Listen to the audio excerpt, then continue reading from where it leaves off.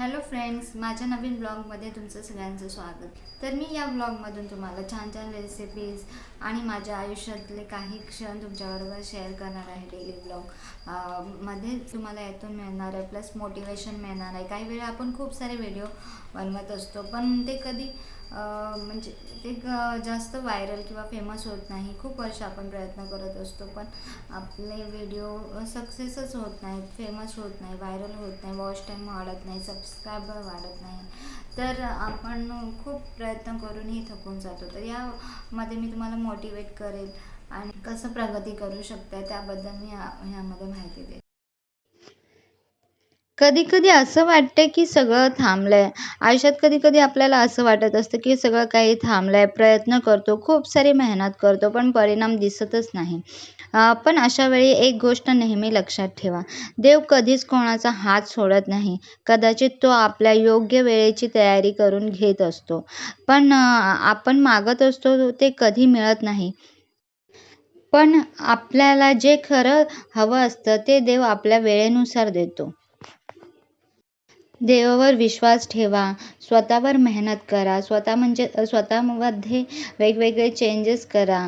देवावर विश्वास ठेवणे महत्त्वाचं आहे, पण त्याचवेळी आपणही मेहनत करत राहणं तितकंच गरजेचं आहे. देव आपण चालत असलेल्या मार्गावर प्रकाश टाकत असतो, पण आपण त्या मार्गावर चालायचं काम आपलंच असतं. त्या मार्गावर आपल्याला चालत राहायचं असतं. जर एखादी गोष्ट उशिरा मिळत असेल तर निराश होऊ नका. कदाचित देव तुमच्यासाठी योग्य त्यापेक्षा चांगली आहे काहीतरी योग्य काम करत असेल. कदाचित देव तुमच्यासाठी त्यापेक्षाही चांगलं काहीतरी तयार करून ठेवत असेल. तुमच्या आयुष्यातील प्रत्येक अडचण ही देवाने दिलेली ताकद वाढवण्याची संधी असते. कधीतरी मागे वळून जेव्हा तुम्ही पाहाल, तेव्हा तुम्हाला समजेल की ही समस्या नसती तर मी इतकी मजबूत झालेच नसते. स्वतःवर विश्वास ठेवा, देवावर श्रद्धा ठेवा आणि काम करत राहा. कारण देवाची वेळ परिपूर्ण असते आणि तुमचं यश त्यांच्या दृष्टीपेक्षा अधिकच निश्चित असते. देव आपल्यासोबत का असतो? आपल्या आयुष्यात चढ-उतार येत असतात. कधी असा काळ येतो की सगळं चुकीचं चाललंय असं वाटतं. प्रार्थना करतो, मेहनत करतो, पण कधीच आपल्या मनाप्रमाणे होत नाही. अशा वेळी मनात प्रश्न येतो, देवा तू माझं ऐकतोस ना? मित्रांनो, देव प्रत्येकाचं ऐकतो, पण देवाचं उत्तर आपल्या वेळेनुसार येत नाही.